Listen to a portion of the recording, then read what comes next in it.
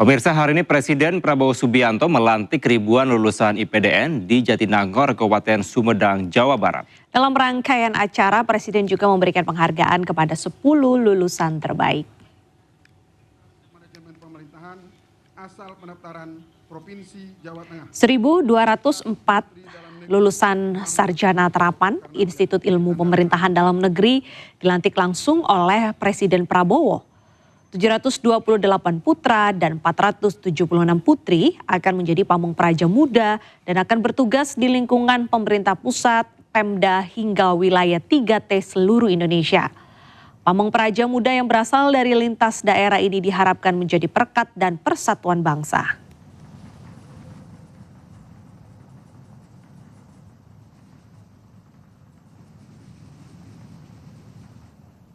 Menjadi pamong praja bukan sekedar menyandang pangkat atau jabatan. Kehormatan seorang aparatur negara tidak diukur dari kedudukannya, tapi seberapa besar manfaat yang dirasakan oleh rakyat. Saudara harus melayani, melindungi, dan mengayomi masyarakat, mengayomi rakyat Indonesia dengan sebaik-baiknya. Rakyat kita tidak membutuhkan birokrasi yang berbelit-belit. Rakyat kita tidak perlu pemimpin-pemimpin yang tidak bekerja dengan sebaik-baiknya. Rakyat membutuhkan, bahkan rakyat menuntut aparatur yang bekerja jujur, disiplin, bersih. Tersangka korupsi dan pencucian uang Febri Adriansyah dan pengacaranya Tantang Kejagung untuk menjawab siapa pemilik uang dan emas 74 kg yang disita di rumahnya. Ya, sementara itu dan pemirsa, menurut Saud Situmorang mudah bagi penyidik untuk mengungkap siapa saja pihak di balik barang bukti tersebut. Ya mundur, makanya mundur, Bang. Silakan, Pak. Hari ini saya sudah diperiksa sebagai tersangka. Selain melawan dengan menyebut dirinya dikriminalisasi, tersangka korupsi dan pencucian uang Febri Adriansyah juga menantang Kejagung untuk berani menjawab siapa pemilik uang setengah triliun rupiah dan emas 74 kg yang disita di rumah pribadinya. Pak, masnya punya siapa? Jalan. Pak Febri. Jadi maksudnya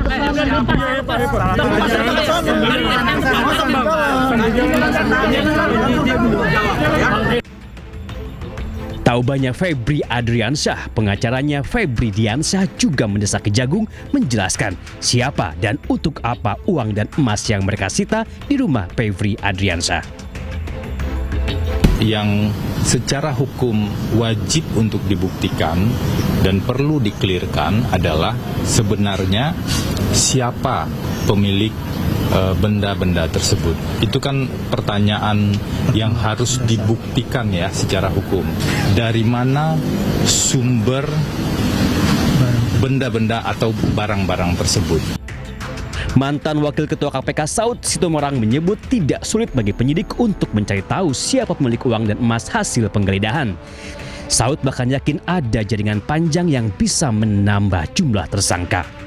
kamu percaya nih cuma 2 cm? Kalau aku bilang ini udah sampai 20 cm kedalamannya. 2 cm artinya baru 2 orang gitu loh. Iya. Nggak ada korupsi itunya 2 orang. Pasti ada penyertaan, pasti ada kerjasama, pasti ada yang mengorkestrasi, ada yang membantu, ada yang menikmati, iya kan? Ada yang hanya merintah-merintah, ada yang kemudian hanya bawa emas itu loh. Sebelumnya polisi menggeledah 12 tempat di rumah Febri Adriansyah. Polisi menyita 74 kg emas dan 500 miliar rupiah lebih. Belakangan Don Rito mengaku sebagai pemiliknya. Uang dan emas itulah yang menjadi musabab Febri Adriansyah dan Don Rito ditetapkan sebagai tersangka dugaan tindak pidana pencucian uang. Lalu teka-teki muncul, siapakah pemilik tumpukan uang dan emas pembawa malapetaka itu? Tim Liputan iNews melaporkan.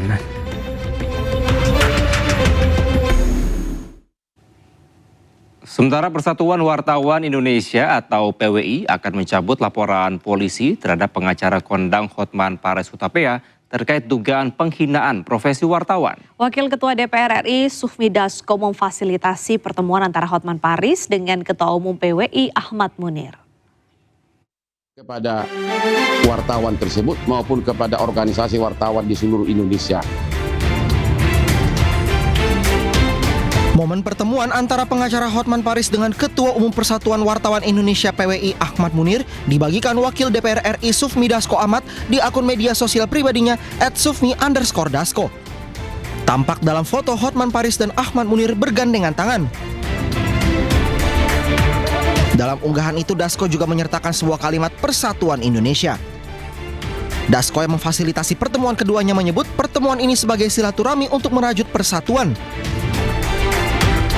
Aliansi Masyarakat Pati Bersatu melakukan unjuk rasa di depan kantor Kejaksaan Negeri Pati Selasa sore. Ya, selain membakar ban bekas, massa juga melempari gedung Kejaksaan dengan telur busuk. Pihak Kejaksaan belum tanggapi tuntutan massa.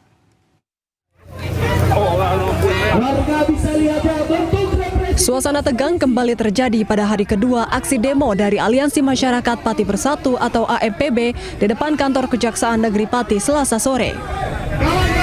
Demo diwarnai aksi saling dorong antara petugas dan ratusan pengunjuk rasa yang memaksa masuk. Mereka juga melempari gedung kejaksaan dengan telur busuk dan menyiram aparat kepolisian dengan air selokan. Selain itu, massa juga membakar ban bekas sebagai simbol perlawanan kepada Kejaksaan Negeri Pati. Aksi demo menuntut Kepala Kejaksaan Negeri Pati Hari Wibowo untuk mundur dari jabatan lantaran diduga menyembunyikan salah satu kepala desa yang diduga korupsi ratusan juta rupiah. Selain itu, para pengunjuk rasa juga memprotes dugaan pemerasan yang dilakukan oknum kejaksaan kepada warga Pati. Kami dari Aliansi Masyarakat Pati Bersatu datang ke gedung kejaksaan untuk memprotes ya kinerja Kajari Pati terkait tidak ditahan ya tersangka korupsi kepala desa Teguhsari dan juga beredar informasi di masyarakat ya jaksa di Kejaksaan Negeri Pati itu kerap memeras kepada keluarga yang berperkara di Kejaksaan Negeri Pati. Rencananya aksi demo akan digelar selama 5 hari mulai tanggal 27 hingga 31 Juli mendatang. Dari Pati, Jawa Tengah, Vindi Agil, iNews melaporkan. Roy Suryo kembali menjalani sidang pra-peradilan ketiga di Pengadilan Negeri Jakarta Selatan. Ya, agenda kali ini permohonan terkait gugatan ganti rugi dan juga rehabilitasi nama baik.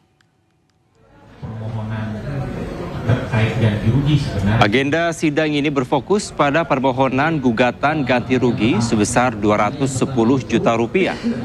Selain itu meminta rehabilitasi nama baik akibat proses penangkapan, penahanan, dan penggeledahan setelah putusan pra-peradilan pertama yang menyatakan sejumlah tindakan penegakan hukum terhadap Roy Suryo tidak sah secara formil.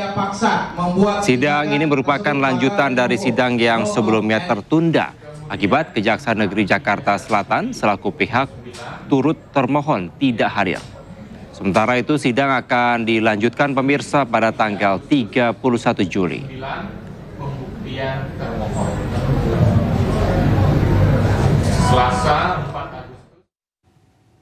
Pemirsa, Menteri HAM Natalius Pigai menyebut sayembara menangkap begal berhadiah uang 50 juta rupiah yang digagas oleh Deddy Mulyadi hanyalah guyonan semata. Namun Pigai dengan tegas melarang KDM menggelar sayembara karena berpotensi melanggar HAM.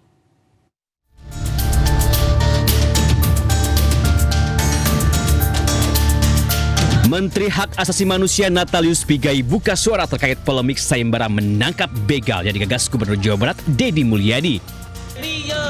Pigai justru menyebut sayembara menangkap begal sekedar guyonan khas Deddy Mulyadi dan tidak perlu ditanggapi serius. Padahal sayembara itu sudah berlangsung dan timbulkan polemik serta banyak dikritik publik. Saya pikir gini, saya pikir Pak Deddy Mulyadi cuma mungkin guyonan aja. Jangan salah loh, bisa saja guyonan media anggap serius. Ya namanya juga uangnya tidak kelihatan. Ngomong aja ada uang. Tapi kalau serius yang tidak boleh. Tapi kalau guyonan nggak apa-apa. Guyonan aja, tapi serius tidak boleh. KDM langsung tanggapi pernyataan Pigai. Menurutnya tidak hanya hak pelaku yang perlu diperhatikan, namun juga hak korban yang kerap diabaikan. Orang yang menjadi korban kejahatan, ada pelanggaran HAM pada dirinya. Dia kehilangan keamanannya, dia kehilangan perlindungan dari negaranya, dia kehilangan harta kekayaannya. Bahkan banyak yang kehilangan nyawanya.